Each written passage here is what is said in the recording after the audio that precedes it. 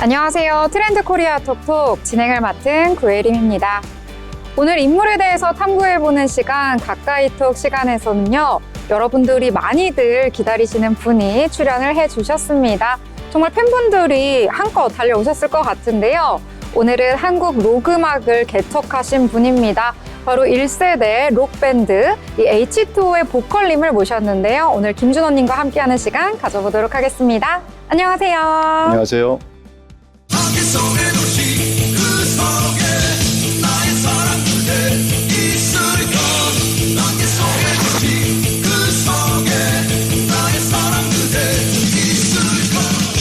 네, 그러면 먼저 시청자분들께 인사 말씀 부탁드리겠습니다.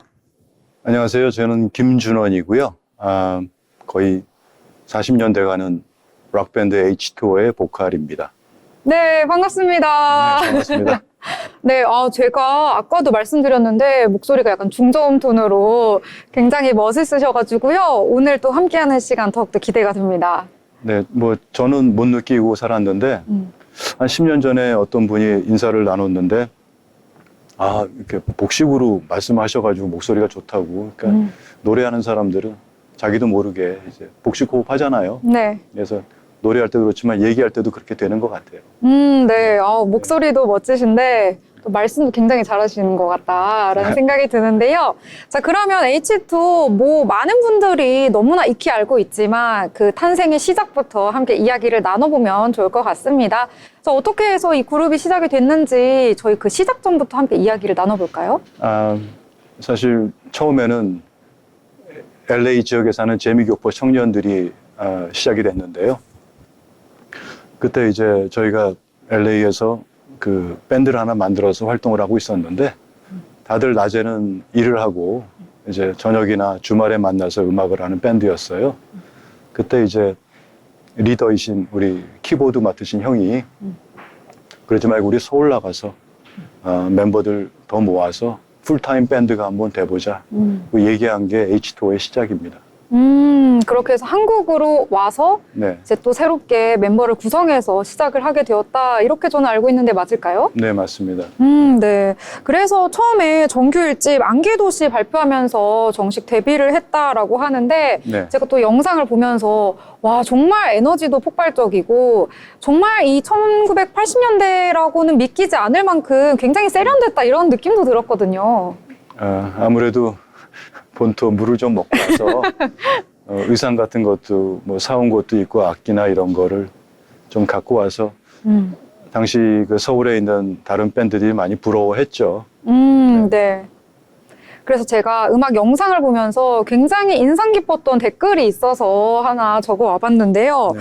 그 시절에 H2O 안개도시 쇼킹했었다. 그리고 세련된 LA 메탈 사운드를 들고 혜성처럼 등장한 H2O라는 댓글이 정말 그 시절의 여러 가지 모습들 정말 팬들이 기억을 하고 있구나라는 생각이 들었는데요.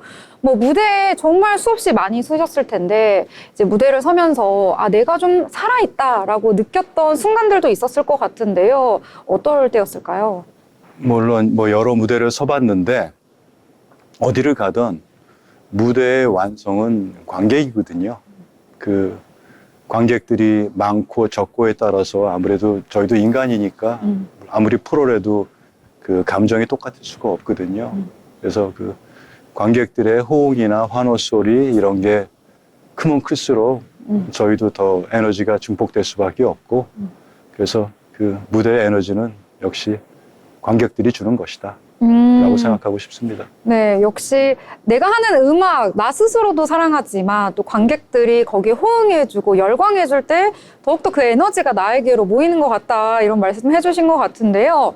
그러면 여러 번 무대에 서셨으니까 네. 특히나 이 무대가 굉장히 인상 깊었다 하는 무대가 혹시 있었을까요? 저희가 아마 서울 나와서 87년도 여름에 한 3번째 무대였던 거로 기억하는데요. 얼마 전 돌아가신 우리 대선배 그 김홍탁 형님이 주최하신 그 한국 록 페스티벌이라는 무대가 있었어요. 그 잠실 실내체육관이었던 거로 기억하는데 당시에 활동하고 유명했던 21개 팀, 22개 팀 정도가 이틀에 걸쳐서 아주 릴레이 공연을 펼쳤던 공연인데 매일 한 15,000명, 2만 명 정도의 그 당시로서는 획기적인 그 관객들도 왔었고, 그게 또 거기서 저희가 제일 잘 알려지기 시작했고, 아무래도 관객들 입장에서는 뭐 외모나 이런 게 좀 특별했으니까 많이들 좋아하신 것 같은데, 그 무대가 특히 기억나는 게, 저희 순서가 돼가지고 막 노래를 시작하는데, 저는 이렇게 자세가 약간 있거든요. 기마 자세 같은 자세로 이쪽을 보면서 노래를 하고 있었어요. 근데 저쪽에서 뭐가 날라오는 거예요. 근데 이제 어릴 때부터 제가 농구를 해가지고 이쪽 보고 저쪽 잘 보거든요. 그래서 뭔지 모르고 딱 잡았어요. 이쪽 보면서. 근데 그 장미 한 송이였어요. 어머. 누가 네. 만화 같은 장면이잖아요. 네. 거기서 이제 관객들은 난리가 난 거죠. 그래서 그 한순간이 굉장히 기억에 남고요. 아름다웠던 무대가 아니었나 생각되네요. 그러니까 약간 옆쪽으로 이렇게 보이는. 그러니까 예. 관객들 눈에는 내가 안 보고 잡은 것처럼 보였던 거죠. 네. 사실은 졌는 줄로 봤는데. 그리고 감각을 통해서 뭐가 날아오는 걸 느끼시면서 딱 잡았는데, 좀 아쉬운 게 그 장면이 기록에 딱 남았으면은, 이게 뭔가 명장면으로 딱 남아서. 그때가 만약 네. 지금처럼 다들 스마트폰 갖고 다녔으면 네. 누군가 찍었겠죠. 근데 그때는 그런 시대는 아니었으니까. 그래서 지금 추억 속으로만 네. 남아있는. 거기에 있었던 몇 명만 기억하고 있더라고요. 네. 생각만 해도 딱 장미가 날아왔는데, 노래를 기마주세로 딱 부르다가 싹 잡는. 마치 연출된 것 같아요. 그러니까요. 뭔가 짜고서 난 것 같은. 정말 예상치도 못한 특별한 순간인데요. 그래도 이제 어릴 때부터 이제 농구 같은 운동을 했으니까 네. 모든 스포츠가 노룩 패스나 딴 데 보고 이런 게 이제 기본이잖아요. 네.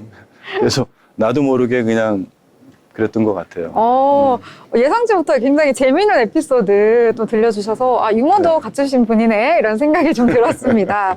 자, 그러면 음악 이야기 또 함께 나눠보면 좋을 것 같은데요. 네. 뭐, 록음악 이야기를 했는데, 뭐, 자신만의 음악이라고 해야 될까요? 정체성을 가지고 있으실 텐데, 내가 하는 음악, 어떤 사람들에게 좀 전달이 됐으면 좋겠다, 이런 생각을 평상시에 가지고 있었는지 이 부분이 궁금해요. 의도적으로 그랬는지는 잘 모르겠어요. 근데 과거에 저도 원래 이렇게 한국에서 중학교 2학년 나이에 미국으로 갔으니까 정확하게 한국어도 영어도 완벽하지 않다는 말씀이죠, 제 자신이. 근데 그 상황에서 한국어나 영어로 이제 가사를 쓰기 시작했는데, 나중에 돌이켜보니까 H2O의 가사의 70~80%는 외로운 도시인들 이야기더라고요. 간혹 사랑 얘기나 이제 이런 것도 있지만, 나도 모르게 계속 쓰다 보면은 결국에는 외로운 사람들 얘기, 그것도 약간 지방보다는 도시에 사는 그런 회색 네. 느낌 나는 그런 가사들이 많아서 아무래도 내가 내 자신도 어쩜 외로울지도 모르겠고, 외로운 사람들에게 이런 말을 하고 싶었나 보다 하는 생각이 들더라고요. 어떻게 생각하면 인간은 다 외롭잖아요. 네. 사실 아주 원초적으로 가보면 네. 이제 나 스스로에 대한 외로움, 네. 뭐 혼자 이런 생각도 하게 되고, 또 안개의 도시라는 이 음악을 찾아봤더니 네. 이것도 서울에 이제 공항에 도착했을 때 네. 뭐 안개에 좀 휩싸여 있는 도시, 그리고 사람들이 조금은 이렇게 회색빛 그런 네. 느낌을 담아서 썼다라고 제가 네. 소개해서 본 기억도 있거든요. 안개도시의 가사는 정확하게는 이제 두 도시 이야기인데요. 첫 번째 영감은 그때 이제 서울 나오기 전에 들국화하고 H2O 첫 공연을 LA에서 한 다음에 알래스카 교포 위문 공연을 갔었어요. 거기서 저만 먼저 LA로 돌아왔거든요. 그 밤 비행기에서 그 LA는 항상 그 공항 근처에 안개가 많이 깔려 있습니다. 그게 첫 번째 영감이었고, 또 서울 나오는 비행기에서는 또 다른 그 안개는 사실 안개기보다는 스모그였는데요. 그 당시 서울은 지금보다도 좀 더 그 대기가 좀 안 좋았었거든요. 그래요? 그리고 내리니까 지금처럼 이렇게 막 밝은 패션을 입은 사람들이 별로 없고, 그 당시엔 다들 회색 빛의 옷을 많이 입고, 아파트도 다 회색이었고, 약간 이런 좀 우울한 느낌도 들면서 묘한 감정이 좀 들었어요. 그래서 또 안개도시도 그렇게 나오게 됐고, 전체적인 H2O의 음악을 살펴보면은 뭐 사랑 이야기, 밝은 이야기보다는 조금은 고독, 외로움 이런 이야기를 담아서 음악을 쓰게 됐다, 뭐 이런 이야기를 해주신 것 같은데요. 네. 이렇게 외로움에 대한 이야기 했는데, 이렇게 많은 분들에게 이런 여러 가지 이야기들 함께 노래로 전해주시지만, 또 이제 나 스스로 나에게 또 주는 음악이 하나 있으면 어떨까 싶은데요. 혹시 10년 전으로 돌아가서 나에게 음악을 하나 들려주고 싶다 한다면 어떤 음악을 좀 선택을 해보고 싶으세요? 오래전에 저희가 처음 활동할 당시에 락밴드끼리만 교류가 있었고 다른 뮤지션들한테는 약간 좀 별로 신경도 안 쓰고 좀 무시하는 경향이 좀 있었던 것 같아요. 락밴드, 락 뮤지션의 약간 쓸데없는 프라이드라 그럴까? 우리 음악은 가장 어렵고 센 음악이고 니네들 음악은 약간 우스워 이런 저도 모르는 좀 건방짐이 있었던 것 같아요.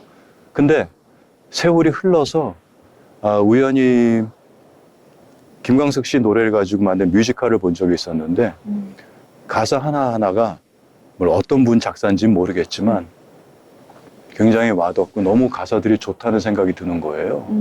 그래서 아까도 말씀드렸다시피 저 같은 짧은 한국어로 가사를 쓰는 놈한테는 굉장히 좀 부러웠고 그런 아름다운 가사들을 다시 한번 다 쫙 들어봤으면 하는 그런 한 곡이 아니라 네. 여러 곡이 되겠죠. 정확하게는 모르겠죠. 앞으로 계속 들어볼 예정입니다.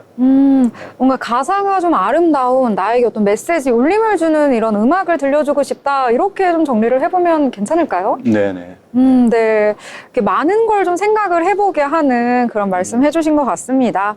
자, 이렇게 음악에 대한 이야기도 했고요. 뭐 정체성에 관한 이야기도 했는데, 꾸준히 음악에 대한 애정 놓지 않고 있는데, 음악을 계속 할 수 있었던 원동력이 무엇인지 궁금해요.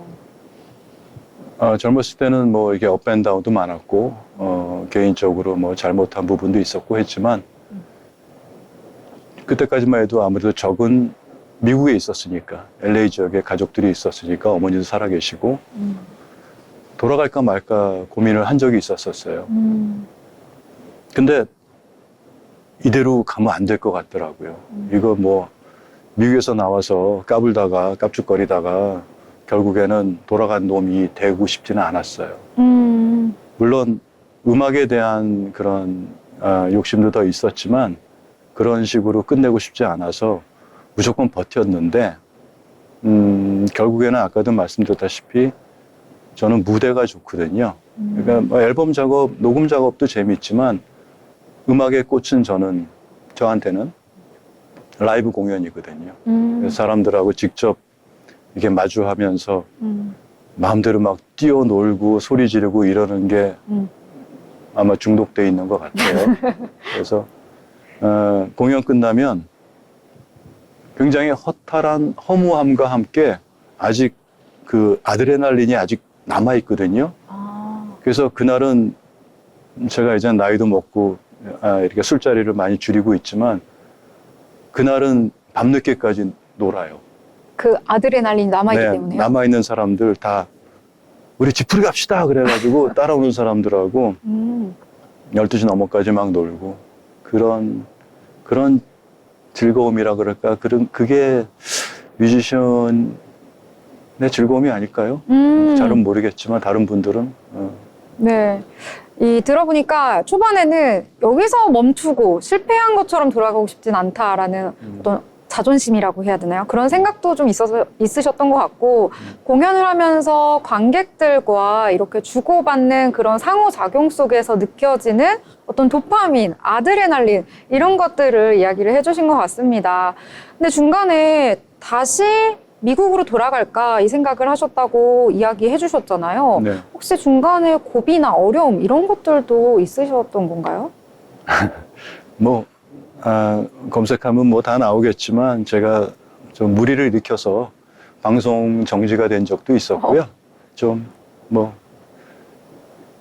어려움이 많았죠. 그 당시로는 지금처럼 뭐 인터넷이 막 활성화된 때도 아니었고 대중가수가 방송을 못 한다는 거는 치명적인 결함이었거든요. 근데 결국에는 그러다가 어떻게든 뮤지컬도 하게 되고 덕분에 또 다른 경험도 쌓게 돼가지고 결국에는 좀 중화된 것 같아요. 제가 좋아하는 말 위기를 기회로라는 게 있거든요. 네. 그래서 또 그걸 계기로 생각도 해보면서 영역 활장도 하게 되고 뭐 이런 것들 이야기해 주신 것 같습니다. 자, 그러면 예전에 있었던 일들 함께 이야기해봤는데 이제는 앞으로의 이야기 나눠보면 좋을 것 같아요. 앞으로의 활동 계획은 어떤 것들이 있으실까요? 2년 전에 30년 전 H2O 멤버들, 그러니까 2집, 3집을 같이 했던 드러머 김민기 그리고 기타 박현준 씨와 활동을 시작했었어요. 근데 신곡 하나 냈고 이제 활동을 시작했는데 안타깝게도 우리 박현준 씨가 개인 사정으로 강릉에 살고 있거든요. 거기서 또 사업을 하고 있으니까 여러모로 힘들어서 박현준 씨가 나간 다음에 한동안 좀 힘들었어요. 어렵게 시작을 했는데 그래서 이제 또 다행히도 새로운 또 멤버들을 만들어서 올해 다시 한번 요입당 할 계획이었는데 상반기에 기획됐던 방송이 하나 있었어요. 근데 그게 잘 안 된 것 같아요. 사실은 그거를 시작으로 활동을 하려고 그랬거든요. 네. 그래서 지금은 작전을 좀 새로 짜야겠지만 어쨌든 뭐 뮤지션이 새로운 곡 발표하고 공연하는 거는 누구나 다 같은 계획이겠죠. 단지 언제 하느냐, 언제 시작하느냐, 어떤 곡을 하느냐가 문제겠죠. 뭐 만들어 놓은 곡들은 있으니까 정리하면 될 것 같습니다. 네. 이 재정비하는 시간을 갖고 하반기에도 열심히 달려보시는 그런 계획 말씀해 주셨고요. 네. 들어보니 또 이 제주도에 5년 넘게 있으셨다고 혹시 네. 다시 제주도로 갈 생각은 없으세요? 제주도 살면서도 틈나는 대로 왔다 갔다 하면서 뭐 동생들하고 이제 곡 작업도 하고 그랬었는데 일단은 제대로 음악 활동 하려면 서울에 있어야 될 것 같고요. 또 뭐 개인적인 일이지만 제가 제주에서 했던 일들이 다들 좀 안 좋게 끝났어요. 사업도 했었고 일도 했었고 그랬는데 또 안타까운 건 뭐 지금은 좀 나아졌는지 모르겠지만 2년 전까지 제주 경기가 많이 다운돼서 뭐 관광객들도 타 지역에 많이 뺏겼다는 얘기도 들리고 빨리 좀 제가 애정하는 제주가 다시 활기를 찾았으면 하는 마음입니다. 네. 제주도에 또 오랜 기간 거주를 하셨기 때문에 애정을 또 드러내 주셨는데요. 앞으로 또 신곡도 나올 테니까 혹시 어떤 곡으로 나올지 어떤 느낌이라든지 분위기라도 전해주실 수 있을까요? H2O는 크게 한 3번 정도의 멤버 변화가 있었는데요. 이번에 만약 하게 되면은 또 약간 또 변화가 생기겠죠. 그러면 그 멤버 하나하나가 어떤 컬러를 만들어 놨느냐가 결국 전체 컬러가 만들어진다고 생각하는데 저는 보컬이지만 한 번도 이때까지 다른 멤버들이 갖고 오는 창작이나 컬러에 대해서 뭐라 그런 적이 없었어요. 그래서 그들이 갖고 오는 거에 제 목소리를 더하는 작업이 항상 재밌었고 이번에도 다른 멤버들과 함께 잘 만들어야 되겠죠. 정해진 건 없습니다. 무슨 이래야 된다는 거는 H2O는 없어요. 어떤 전체적으로 더 근본적인 이야기를 해주신 것 같아서 또 이런 철학을 가지고 있구나라는 걸 느꼈습니다. 여러 가지 이야기 나누면서 저도 느끼는 바가 참 많았던 것 같은데요. 자, 그럼 마지막으로 시청자분들께 못다한 이야기라든지 한 말씀 해주실까요? 다시 한번 말씀드리지만 뭐 5년이라면 길고 또 길다면 길고 짧다면 짧은 기간이지만 제주에 대한 애정이 컸었고요. 그래서 시간 될 때 다시 언제든지 놀러 가고 싶고 또 제가 그동안 만났던 많은 또 좋아하는 사람들이 제주에 있는데 보고 싶고 제주의 화이팅을 한번 외치고 싶고 또 H2O 팬분들께는 하루빨리 좋은 음악 만들어서 다시 활동하겠다는 말씀 드리겠습니다. 감사합니다. 네, 이 팬분들도 음악을 기다리는 마음으로 정말 하루빨리 새로운 음악과 함께 다시금 컴백하기를 소망하고 있을 것 같다라는 생각이 들었습니다. 자, 이렇게 오늘 함께하는 시간 가져봤는데요. 앞으로도 많은 성원과 응원 부탁드리도록 하겠습니다. 자, 지금까지 H2O의 보컬 김준원님과 함께했습니다. 감사합니다. 감사합니다.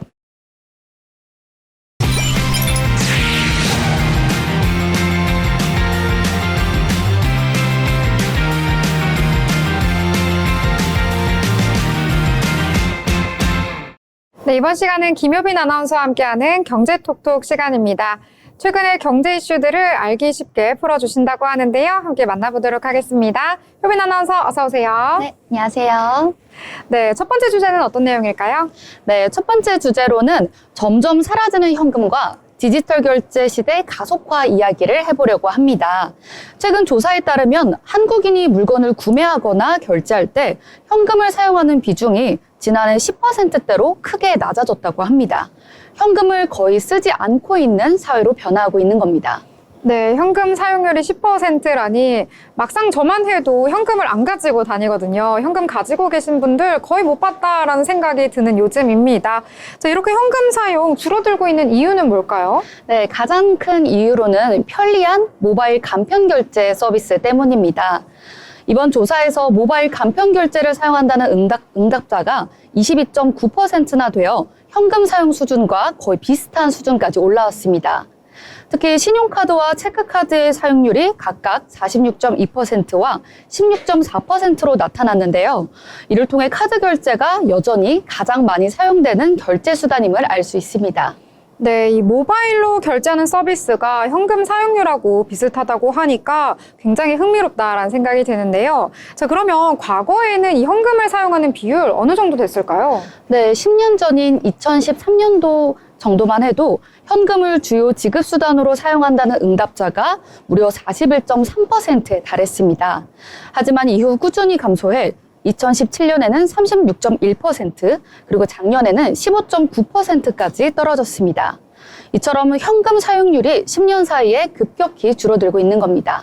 네, 정말 이 수치로도 확인할 수 있지만요. 이 현금을 사용하는 비율 빠르게 줄어들고 있다라고 볼 수가 있겠는데요. 자, 그러면 다른 나라들도 상황이 어떤지 비교해보면 좋을 것 같은데 어떤 상황일까요? 네, 한국의 현금 사용률은 다른 나라와 비교해도 굉장히 낮은 수준입니다. OECD 국가 중 한국은 현금 사용 비율이 29위로 하위권에 속하고 있고요. 오프라인 매장에서도 현금 사용 비율은 평균 23%보다 낮은 10%대 수준에 머물고 있습니다. 네, 이 현금을 사용하는 이 비율 점점 더 줄어들 것 같다라고 생각이 드는데요. 이에 따른 과제도 분명히 있겠죠? 네, 맞습니다. 현금 사용이 줄어들면서 금융 취약계층의 불편이 커질 수 있다는 우려가 제기되고 있습니다. 전문가들은 디지털 금융에 익숙하지 않은 계층을 위한 교육을 확대하고 비현금 지급수단을 안전하게 이용할 수 있도록 금융 보안 체계를 강화하는 등 관련 대책을 마련해야 한다고 강조하고 있습니다. 네, 디지털 결제가 굉장히 편리하긴 한데요. 또 소외되는 계층이 있기 때문에 이 부분에 대해서는 좀 생각을 해봐야 하지 않나라는 생각이 드는 소식이었습니다. 자, 그러면 두 번째 뉴스로 넘어가 보도록 하겠습니다. 이 두 번째 주제 어떤 내용일까요? 네, 두 번째 주제로는 내수 침체 속에 해외에서 웃은 삼양식품과 오리온 이야기를 해보려고 합니다. 최근 국내 식품업계가 내수 침체와 원자재 가격 상승 등으로 어려움을 겪고 있는데요. 하지만 이런 상황에서도 해외 시장에서 좋은 성적을 거둔 업체들이 있어서 주목을 받고 있습니다. 네, 내수 시장의 경기는 좋지가 않은데 해외 시장 쪽에서 굉장한 성과를 냈다고 하니까 궁금한데요. 어떤 기업들일까요? 네, 대표적으로 삼양식품과 오리온이 있습니다. 삼양식품은 올해 1분기 매출이 무려 5,290억 원으로 작년 같은 기간보다 37%나 늘었는데요. 특히 해외 매출이 전체 매출의 80%인 4,240억 원을 차지할 정도로 해외 시장에서의 성장이 굉장히 두드러지고 있습니다. 네, 해외 매출이 80% 정도라니 굉장히 놀라운데요. 자, 이렇게 삼양식품 해외에서 인기를 끌고 있는 이유가 있을 것 같아요. 네, 맞습니다. 삼양식품의 대표 상품인 불닭볶음면이 미국과 중국, 유럽 등 세계 각국에서 큰 인기를 끌고 있는 덕분입니다. 실제로 불닭 브랜드는 SNS와 유튜브 등을 통해 글로벌 소비자들에게 큰 화제를 모으면서 해외 시장의 판매를 견인하고 있습니다. 이 덕분에 영업이익 역시 전년 대비 67% 증가한 1,340억 원, 영업이익률은 무려 25%에 달했습니다. 네, 정말 놀라운 성과인데요. 이 오리온도 보자면은 해외에서 굉장히 성적이 좋다고요? 네, 맞습니다. 오리온 역시 해외 사업의 성공으로 올해 1분기 매출이 8,018억 원을 기록했는데요. 작년 같은 기간보다 7.1% 증가했습니다. 영업이익도 1,314억 원으로 5% 늘었는데 특히 중국 7.1%, 베트남 8.5%, 러시아 33% 등 글로벌 법인들의 성장을 주도했습니다. 네, 두 기업 모두 해외 시장에서 굉장히 성과가 좋은데요. 근데 반대로 또 국내 쪽에서는 상황이 그다지 좋지가 않다고요? 네, 맞습니다. 국내 식품업체 대부분이 1분기 실적이 약화로 고전하고 있다고 합니다. 예를 들어 오뚜기는 1분기 영업이익이 전년 동기 대비 21.5% 감소했고요. 농심도 8.7%, 롯데 웰푸드와 CJ제일제당은 각각 56.1%, 30%가 줄었다고 합니다. 이렇게 많은 기업들이 원자재 가격 상승과 내수 침체의 이중고로 어려움을 겪고 있지만 삼양식품과 오리온처럼 해외 시장을 잘 공략한 기업들은 위기를 기회로 만들고 있습니다. 네, 해외 시장을 공략하는 거 아주 중요하다라는 사실 다시금 확인을 할 수가 있었던 내용이었던 것 같습니다. 자, 오늘도 유익한 소식 잘 들었습니다. 지금까지 김혜빈의 경제톡톡이었습니다.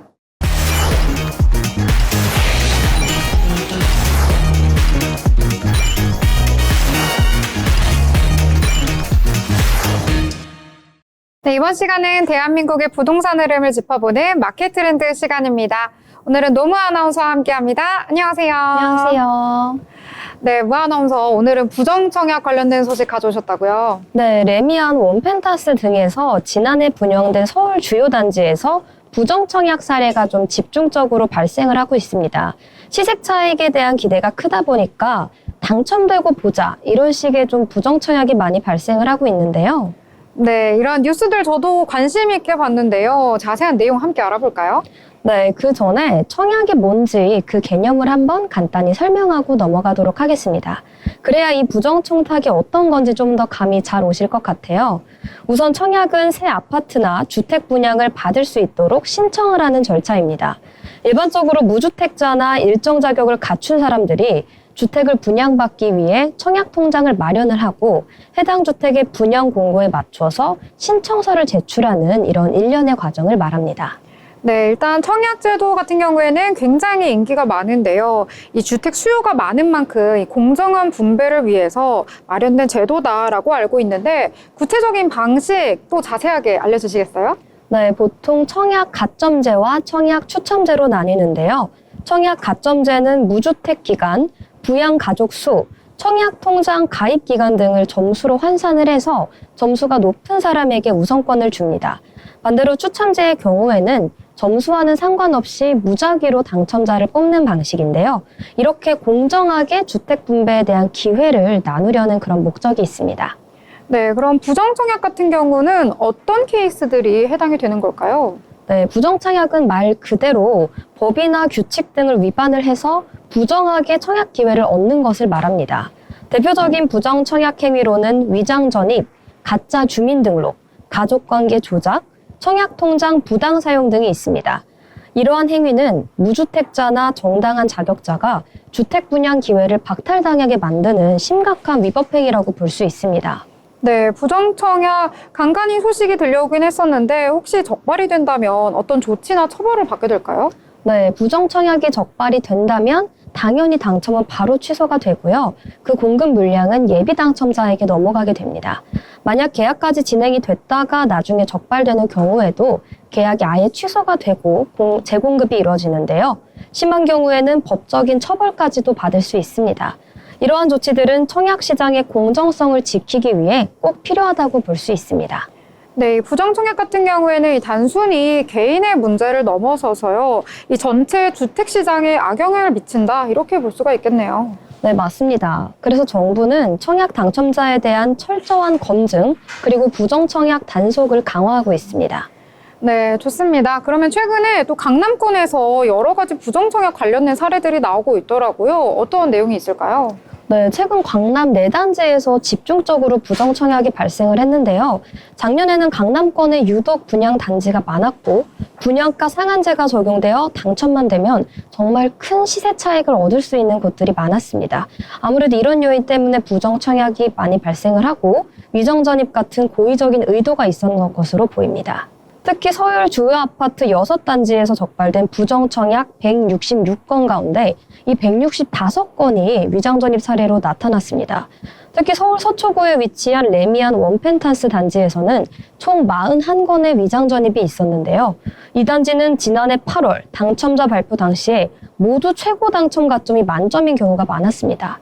이는 정상적인 청약 시장에서는 보기 힘든 이슈라고 볼 수 있죠.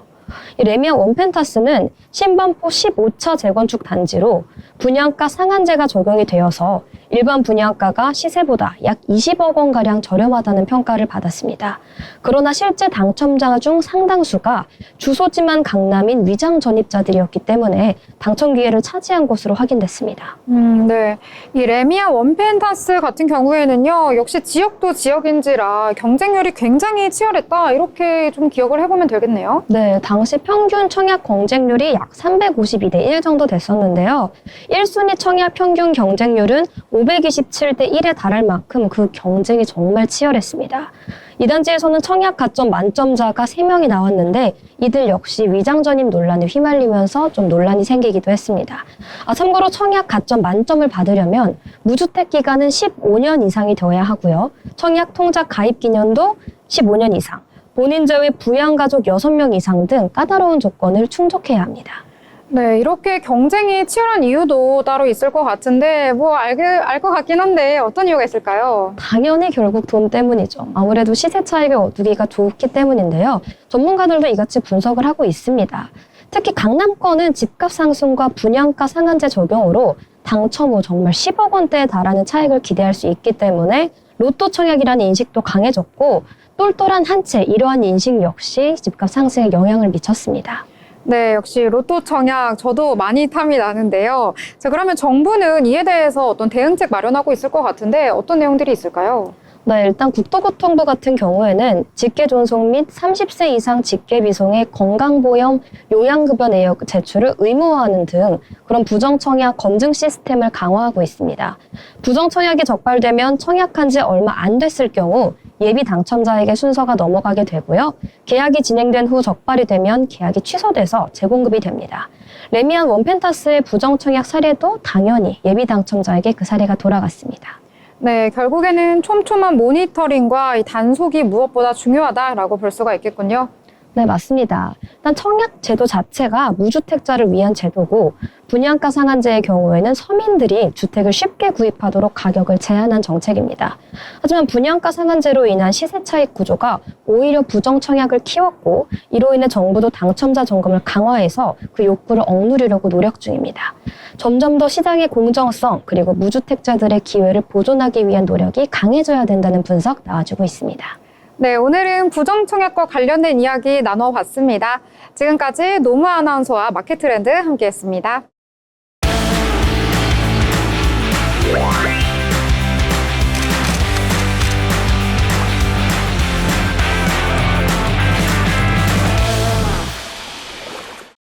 네, 이번 시간은 전국의 축제, 전시, 하프를 알아가는 시간이죠. 어디 갈까 시간입니다. 오늘은 어디로 떠나볼지 궁금한데요. 오늘도 박하인 아나운서와 함께하겠습니다. 안녕하세요. 안녕하세요. 네, 하인 아나운서, 오늘은 좀 액티브한 곳으로 가본다고요? 네, 맞아요. 오늘은 다 함께 같이 운동할 수 있는 행사를 가져와 봤는데요. 평소에 하시는 운동 혹시 있으신가요? 저는 헬스, 그리고 PT를 하고 있습니다. 지금요? 네. 저도 예전에 약간 헬스나 필라테스, 요가 이런 좀 실내 운동을 위주로 했었는데 오늘은 실외, 이 야외 운동인데요. 바로 2025 운동하는 서울 광장입니다. 이 행사는 5월 15일부터 열렸는데요. 매주 목요일 저녁 7시마다 열리면서 6월 26일까지 운영된다고 합니다. 일부는 화요일에 진행된다고 해요. 운동이 낯선 시민들도 함께 즐길 수 있는 시민 참여형 생활체육 프로그램인데요. 작년에는 만여 명의 시민들이 참여했다고 합니다. 도심 한복판에서 함께 뛰고 즐길 수 있는 그리고 무엇보다 실내 운동이 아닌 야외 운동이란 점이 참 매력적인 것 같고요. 줌바, 크로스핏 같은 메인 운동부터 나만의 운동 계획을 세우는 운동 처방소, 이달의 운동왕 선발 등 다양한 프로그램들을 운영하고 있습니다. 네, 뭐니 뭐니 해도 왕이 되면 엄청 좋잖아요. 그래서 운동왕이라는 말을 들으니까 욕심이 좀 나는데요. 이게 뭐 모여서 경쟁 같은 걸 하는 걸까요? 맞아요. 다른 참가자들이랑 기록 경쟁을 하는 건데요. 펀치나 턱걸이, 데드리프트, 유연성 측정 등을 수행하면서 기록을 쌓아가고 다른 참가자들과 기록 경쟁을 합니다. 시간 내 목표를 달성하는 타임 어택, 그리고 멋진 운동 및 포즈로 상품을 제공하는 챌린지 박스 등도 운영되고 있습니다. 네, 운동을 더 해보고 싶은 프로그램들이 준비가 되어 있는 것 같은데요. 이 중에서 운동 처방소라는 프로그램도 있다고 했는데 이 프로그램도 좀 자세히 소개해 주세요. 네, 운동 처방소 전 이걸 진짜 해보고 싶더라고요. 이게 운동 초심자들을 위한 전문가 코칭 프로그램인데요. 체형 교정도 봐주고요. 자신에게 맞는 생활 운동 계획 수립과 전문 영양사의 1:1 맞춤형 식단 관리 등도 상담 받아보실 수 있습니다. 또 뉴스포츠 체험도 있어요. 뉴스포츠는 기존 스포츠 종목 규칙과 용구 등을 간소화해서 사람들이 쉽게 경기를 즐길 수 있도록 만든 새로운 형식의 스포츠를 의미하는데요. 공을 활용해서 하는 토스볼 및 볼로볼도 있고 LED 핸들러 및 플라잉 디스크 등 새로운 유형의 스포츠 체험 공간들이 마련되어 있습니다. 늘 하던 운동보다 좀 더 색다른 걸 해보고 싶다 하시는 분들은 이런 공간들에서 새롭게 체험해보시면 좋을 것 같습니다. 네, 좋습니다. 자, 그러면 이번에는요, 메인 일정들 궁금해지는데요. 일정표 같은 것들도 준비가 되어 있을까요? 맞아요. 일정표가 세세하게 잘 나와 있는데요. 지난 5월 15일에는 러닝 트레이닝이 진행됐고 5월 20일에는 댄스크루 훅과 함께하는 K-팝 댄스 교실이 진행됐다고 합니다. 다가오는 일정을 살펴보면요. 5월 29일에는 스텝박스가 이루어지고 이후에 맨몸 운동, 점핑머신 등도 있습니다. 이후 7월, 8월은 휴장이고요. 9월 일정은 추후 소식을 다시 한번 확인해 봐야 할 것 같습니다. 또 5월 30일부터 6월 1일까지 3일 동안은 제2회 쉬엄쉬엄 한강 3종 축제와 같이 연계해서 서울광장에서 뚝섬 한강공원으로 장소를 변경해가며 운동을 즐길 수 있다고 합니다. 쉬엄쉬엄 한강 3종 축제에 대해 짧게 덧붙여드리면요. 순위나 기록 경쟁 없이 수영, 자전거, 달리기를 완주하는 체육축제입니다. 경기에 총 3만 명이 참여할 예정으로 참가자들은 자신의 체력 수준에 따라 코스를 선택해서 3일 동안 나만의 속도와 방식으로 이 3가지 종목을 완주하면 된다고 해요. 꼭 이 운동을 하는 게 아니라 이 기간 동안에는 운동하는 서울광장이랑 연계돼 있으니 관심 있는 분들은 꼭 한번 확인해 주시고요. 물론 지금까지 말씀드린 이런 메인 운동 프로그램은 야외 진행이다 보니까 운영 상황이나 기상 상황에 따라 변동될 수 있다는 점 꼭 체크해 주시고요. 특히 올해는 산악 특수구조대원과 함께하는 암벽 등반이나 태권 댄스팀과 함께하는 태권무 등 새로운 운동 프로그램을 운영하면서 더욱 색다른 운동 경험과 재미까지 선사할 예정입니다. 네, 이 맨몸 운동이 참 힘들다고 하잖아요. 그래도 퇴근 후에 운동을 하면은 뿌듯하다라는 느낌으로 하루를 마칠 수 있을 것 같은데요. 이 참여 방법 소개를 또 해주세요. 네, 참여 방법은 운동하는 서울광장 누리집에서 사전 신청 가능합니다. 그리고 물론 당일 현장 참여도 가능하고요. 사전 신청하신 분들은 현장 내 접수처에서 성함과 연락처를 말씀하시고 팔찌를 받아가시면 등록 접수가 완료된다고 하니 이 점까지 꼭 참고해 주시기 바랍니다. 네, 사전 신청과 현장 신청 2가지 모두가 가능하다고 하니까 굉장히 편리한 것 같습니다.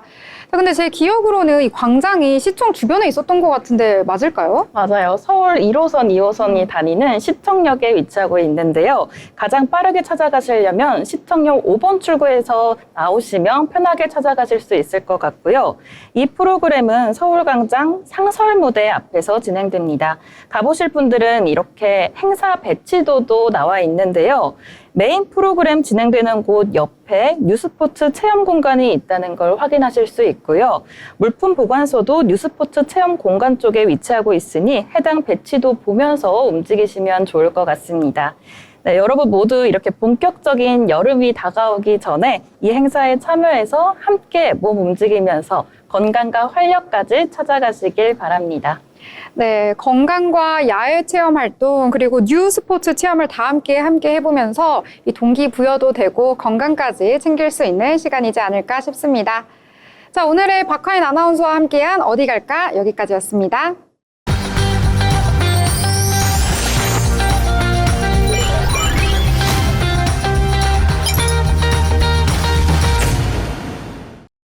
네, 이번 시간은 기술과 경제를 가장 뜨겁게 달군 뉴스를 빠르게 정리해드리는 테크노믹스 시간입니다. 임나연 아나운서와 함께하겠습니다. 안녕하세요. 안녕하세요. 네, 오늘은 어떤 소식 전해주실까요? 네, 오늘은요, 인공지능과 관련해서 말씀드리겠습니다. 네, 정책의 기술을 바꾸는 이야기죠. AI 패권 경쟁이 정부 레벨에 전면적으로 확대되고 있는데요. 오늘 그 이야기 자세히 말씀드리겠습니다. 네, 그럼 본격적으로 시작을 해보도록 하겠습니다. 첫 번째 챕터는요, 이번 주 가장 주목을 받은 기술과 뉴스입니다. 먼저 트럼프 대통령이 올해 AI와 관련해서 발표한 행정명령이 있는데요. 이 내용 설명을 해주시겠어요? 네, 오늘 이거부터 먼저 짚고 넘어갈 텐데요. 2025년이죠. 1월 달에 트럼프 대통령은 미국의 인공지능 리더십을 위한 장애물 제거라는 행정명령을 발표했습니다. 이 명령은요, 바이든 행정부의 AI 안전 중심 정책을 철회하고요, 미국의 AI 개발을 촉진하는 방향으로 확산시켰습니다.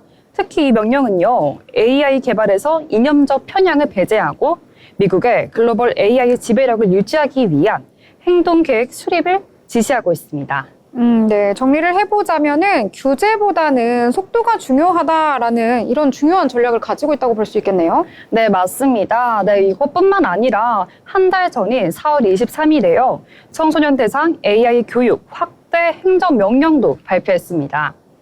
네, 이것은요, 미국의 초중등 교육과정에 AI를 통합하고 인재 양성에 정부가 직접적으로 나서겠다는 의미인데요.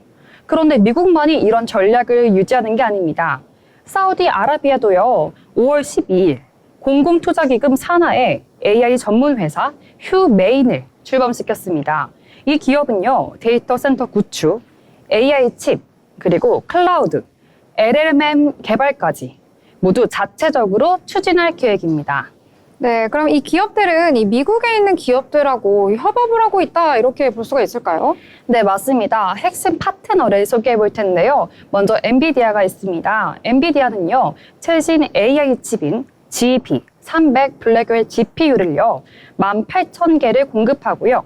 AMD는요, 100억 달러 규모의 AI 컴퓨터 인프라를 함께 구축하고, 그리고 퀄컴은 AI 데이터 센터 공동 개발을 위한 MOU를 체결했습니다. 뿐만 아니라 아마존은요, 50억 달러 이상을 투자해서 사우디에 AI 존을 형성하고 10만 명 이상의 인력 양성에 나서고 있습니다. 네, 이 AI 쪽으로 사우디가 급부상하고 있다라는 기사를 언젠가 본 적이 있는 것 같은데요. 이 사우디가 단순하게 자금만 지원하는 것을 넘어서 이 AI의 허브로 거듭나려는 움직임을 하고 있다 이렇게 볼 수가 있겠군요. 네, 맞습니다. 네, 그러면 네, 이것뿐만 아니라 그러면은 이제 AI가 허브 이제 넘어서 다른 이제 기술과 경제에 대해서 또 자세히 말씀을 드리고 싶은데요. 네. 그러면 기술과 경제가 만나는 파트 넘어가 보도록 하겠습니다. 자, 지금까지 보면은 이 국가들이 AI에 정말 올인을 하고 있다 이렇게 볼 수가 있을 것 같습니다. 그러면 시청자 입장에서는 이렇게 생각이 좀 들 것 같아요. 앞으로 그럼 산업이 어떻게 커지게 될까? 이 부분이 가장 궁금할 것 같은데요. 네, 산업에 대해서도 말씀드리겠습니다. 실제로 이번 정책 전환과 글로벌 AI 인프라 투자 흐름은요, 몇 가지 산업에 명확한 파급 효과를 주고 있습니다. 먼저 전 세계적으로 초대형 AI 데이터 센터 건설 붐이 일어나고 있고요. 사우디 휴메인만 해도 500메가와트급 규모의 100억 달러 이상의 투자가 예정되어 있고요. 이는 전력 설비, 냉각 기술, 반도체, 고속통신 인프라 관련 산업의 동방 성장까지 이어지고 있습니다. 또한 이러한 것을 기반으로 한 미국 반도체 ETF나 그리고 AI 인프라 테마형 펀드의 수익률이 최근 수직 상승 중입니다. 네, ETF 쪽으로도 자금이 최근 들어서 활발하게 쏠리고 있다. 이런 내용도 본 기억이 나는 것 같습니다. 자, 그럼 이 기업들 앞으로 어떻게 움직일지 전략 같은 것들도 소개를 해주시면 좋을 것 같아요. 네, 이제 전략도 말씀해 드리려고 하는데요. 협력에서 단순 납품만이 아니라 시장 진입 전략을 하고 있습니다. 엔비디아는요, 단순 칩 공급이 아닌 AI 공장 설계까지 포함된 파트너십을 제공하고 있고요. 아마존은요, 클라우드 사업 외에도 AI 교육, 지역사회 기반 훈련까지 포함된 장기 프로젝트를 개발하고 있습니다. 네, 단순한 인프라 제공이 아니라 지역 맞춤형 AI 생태계 구축을 모도하고 있다고 볼 수 있습니다.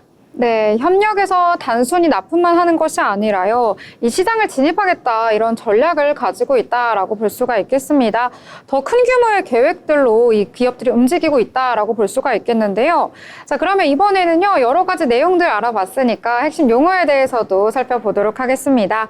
자, 이쯤에서 헷갈릴 수 있는 개념들 차근차근 알아보려고 하는데요. 어떤 내용부터 알아볼까요? 네, 오늘은 용어 한 가지만 가져왔습니다. AI 인프라인데요. AI 인프라가 무엇인지 차근차근 말씀드리겠습니다. 먼저 AI 인프라는요, 인공지능이 제대로 작동하기 위해서 필수적으로 갖춰야 하는 기술적 기반을 의미하고요. 크게 보면 세 가지로 나뉩니다. 먼저 데이터 센터고요. AI가 학습하고 작동하려면 엄청난 양의 데이터가 저장하고 처리할 공간이 필요합니다. 또 두 번째로는요, 고성능 반도체입니다. 예를 들어서 엔비디아나 AMD는요, AI 칩 같은 연상 장치가 필요합니다. 마지막으로 세 번째는요, 전력과 냉각 시스템입니다. AI 연사는 에너지 소비가 엄청나기 때문에 안정적인 전력 공급과 냉각 인프라도 필수적입니다. 최근에는 여기에 클라우드 플랫폼, 통신망, 보안 시스템까지 포함되면서 AI 인프라가 하나의 산업 생태계로 확장되고 있습니다. 네, 내용은 어렵더라도 한 번쯤은 들어보셨을 것 같은 내용이다라는 생각이 듭니다. 이 마지막에 AI 인프라는 하나의 산업 생태계다라는 문장이 아주 기억에 남는데요. 한번 기억을 해보도록 하겠습니다. 자, 그럼 이번에는 정리를 한번 해보려고 하는데요. 오늘 어려운 내용이긴 한데 어떻게 좀 요약을 해보면 좋을까요? 네, 그러면 깔끔하게 한 줄 요약으로 하겠습니다. 네, AI 미래는 데이터보다 전력, 그리고 알고리즘보다 정책이 결정한다 라고 할 수 있겠습니다.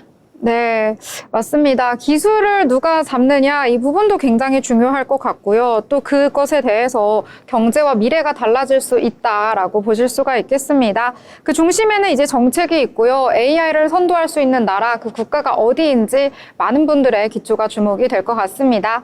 자, 오늘도 흥미로운 경제 이야기 함께 알아봤습니다. 지금까지 임나은 아나운서의 테크노믹스였습니다.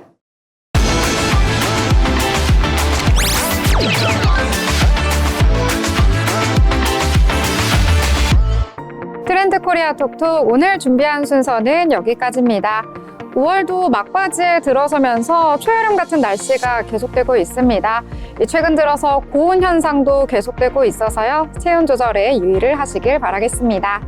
저희는 다음 주 방송으로 다시 찾아뵙도록 하겠습니다. 시청해주신 여러분 고맙습니다.